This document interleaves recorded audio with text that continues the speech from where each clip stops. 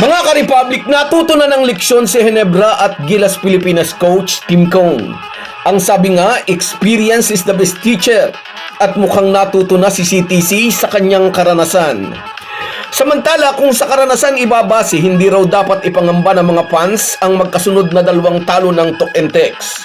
Kahit nabigo sa kanilang unang dalawang laro dito sa ongoing conference, hindi raw ibig sabihin ay basta na lang titiklop ang tropang 5G at kakalimutan na ang pinapangarap na Grand Slam. Di umano'y kakampi ng tropa ni Chot Reyes ang kasaysayan. Pag-uusapan po natin yan, pero bago ang lahat ay maglalambing po ako sa inyo na isubscribe ninyo itong ating channel at kung di masyadong makakaabala ay i-like at paki-share na rin ninyo.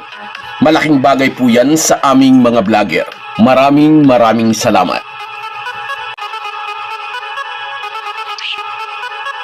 Mga ka-Republic, kapag walang bakbakan sa basketball court ang mga PBA teams, sa iba't ibang social media platform naman nagbabakbakan ang kanilang mga fans. At may kanya-kanya mga buzzers ang bawat kupunan. Inuulan ngayon ng pambabas ang Tok and Tex matapos matalo ng 2 dikit sa unang 2 laro nila dito sa All Filipino Conference. Sabi ng isang TNT buzzer, ganyan ba ang magga-Grand Slam? 2 talo agad? Asa lang kayo sa import. Dagdag pa ng isang buzzer, mangangamuti na kayo ngayon, wala naman kayong malakas na sentro. Kung hindi kay Randy Hollis Jefferson, hindi kayo magcha-champion. Tiyak bora na kayo ngayon. Marami pang ibang comment na hindi na natin ipapublish dahil maikli lang naman ang ating oras. Obviously, ang mga TNT buzzers na ito ay fans naman ng iba't ibang team, may kanya-kanyang team na sinusuportahan. Ang madalas ko lang i-request, maging respectful lang po tayo sa ating mga komento. Dinidelete ko po agad yung mga comment na bastos at walang modo. Anyway, right after na masungkit ng Tok and Tex ang pangalawang kampyonato ngayong season 49, agad inamin ng kanilang team manager na tatargetin nila ang 3-peat o yung Grand Slam. Bihirang dumating yung ganitong pagkakataon kaya siseryosohin nila. At sa 50 years of existence ng PBA, 4 na kupunan pa lang ang nakagawa nito, ang Crispa Redmanizers, SMB, Alaska at ang Sunmig Coffee. Kung papalarin, gusto ng Tok and Tex na mapabilang sa mga elite teams na ito na habang buhay nang maaalala dahil nga nagawa nilang pagharian ang liga sa buong isang season, meaning 3 conference. Napanalunan na ng tropang 5G ang naunang 2 conference, pareho sa tulong ni Randy Hollis Jefferson. Nagkataon, All Filipino ang 3rd conference at dito'y wala na silang RHJ. At malaki ang impact nito sa tropa ni Chot Reyes. Unang 2 laro nila na wala ng import, hindi sila nakaporma. At inamin ni RR Pugoy, nahihirapan silang mag-adjust ngayon na wala na sa kanila si RHJ. Kaya naman ang kantyaw nga ng mga TNT buzzers, ganyan ba ang magga-Grand Slam? 2 talo na agad? Kakampi raw po ng TNT ang kanilang history sang-ayon niyan sa PBA record. Sa nakaraang Commissioner's Cup kung saan ay naghari ang tropang 5G, 2 magkasunod na talo rin sa una nilang 2 laro ang kanilang natikman.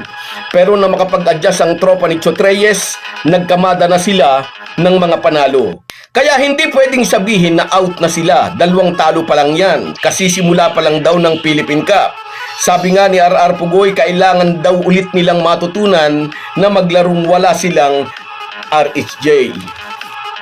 At dito naman tayo sa isa pa nating update.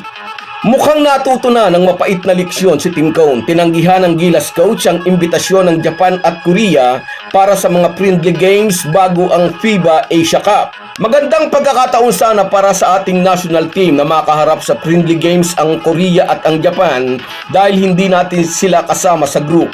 Nasa group D ang Gilas Pilipinas kasama ang New Zealand, Chinese Taipei at Iraq.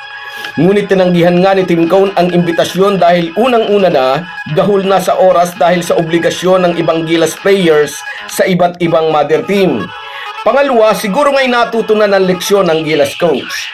Sa halip na nakatulong, parang napagod lang. Nasunog ang mga Gilas players ng makipag-friendly games bago sumabak sa last window ng FIBA Asia Cup qualifiers. Tinalo ng Chinese Taipei ang Gilas, tapos ay nabawian din sila ng New Zealand. Mas minabuti na lang ngayon ni Team Go na magkakaroon na lang daw sila ng team practice bago ang FIBA Asia Cup na gaganapin sa buwan ng Agosto sa Jeddah, Saudi Arabia. Mabigat ang labang haharapin ng Gilas dahil wala pa rin si Kai Sotto at nakabitin pa rin sa balag ng alanganin ang partisipasyon ni Justin Brownlee. Kaya ipag-pray natin ang ating national team. So guys, yan lang muna. Hanggang sa muli.